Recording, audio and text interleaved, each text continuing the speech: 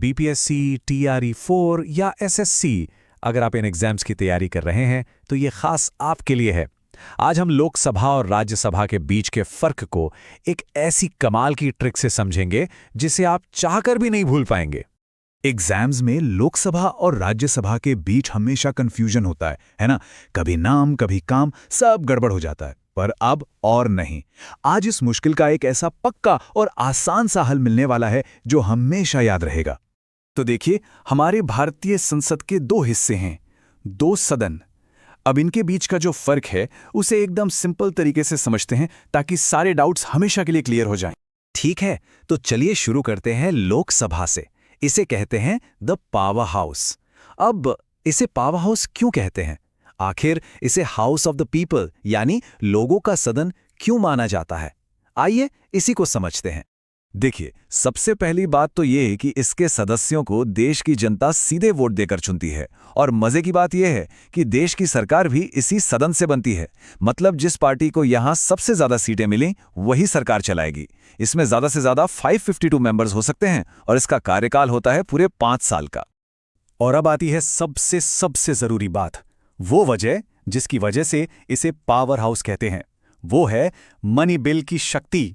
याद रखिएगा, कोई भी मनी बिल यानी धन विधेयक सिर्फ और सिर्फ, आई रिपीट, सिर्फ लोकसभा में ही लाया जा सकता है। ये है इसकी असली पावर। अच्छा, लोकसभा तो हो गया पावर का खेल। अब आते हैं दूसरे सदन पर, राज्यसभा। इसे कहा जाता है द स्टेबिलिटी हाउस या राज्यों की परिषद। इसके नाम से ही पता चल रहा है कि इसका काम स्थिरता यानी स्टेबिलिटी लाना है। तो ये सदन भारत के अलग अलग राज्यों को रिप्रेजेंट करता है। इसके मेंबर्स को जनता सीधे नहीं चुनती, बल्कि राज्यों के जो एमएलएज होते हैं वो चुनते हैं। इसमें ज्यादा से ज्यादा 250 मेंबर्स होते हैं। और सबसे खास बात यह है कि ये एक परमानेंट हाउस है। मतलब ये कभी भंग नहीं होता, कभी डिसॉल्व नहीं होता। अब सवाल यह है कि ये हमेशा चलता कैसे रहता है? वेल, इसका सिस्टम बड़ा मजेदार है। हर 2 साल में इसके 1/3 सदस्य रिटायर हो जाते हैं और उनकी जगह नए सदस्य आ जाते हैं। ये साइकिल चलता रहता है, जिससे ये सदन भी हमेशा चलता रहता है। कमाल है ना? ओके, तो इतनी सारी बातें तो हो गईं, पर एग्जाम के प्रेशर में ये सब याद कैसे रहेगा? पावर किसका, स्टेबिलिटी किसकी? कंफ्यूजिंग है, राइट? चलिए अब आते हैं उस जादुई ट्रिक पर जिसका हम सब इंतजार कर रहे हैं। तो ये रही वो जबरदस्त ट्रिक। बस 2 छोटे शब्द याद रखने हैं, लोप और रास। बहुत आसान है। लोप मतलब लो से लोकसभा, जिसे चुनते हैं लोग यानी हम लोग, और पी से पावर, क्योंकि असली शक्ति इसी के पास है। सिंपल। अब दूसरा है रास।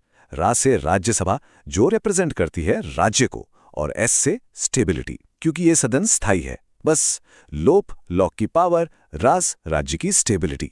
अब भूल कर दिखाइए। तो अब जब ट्रिक समझ आ गई है, चलिए फटाफट एक छोटा सा रिवीजन करते हैं और खुद को टेस्ट करते हैं। देखते हैं ये ट्रिक असल में काम करती भी है या नहीं।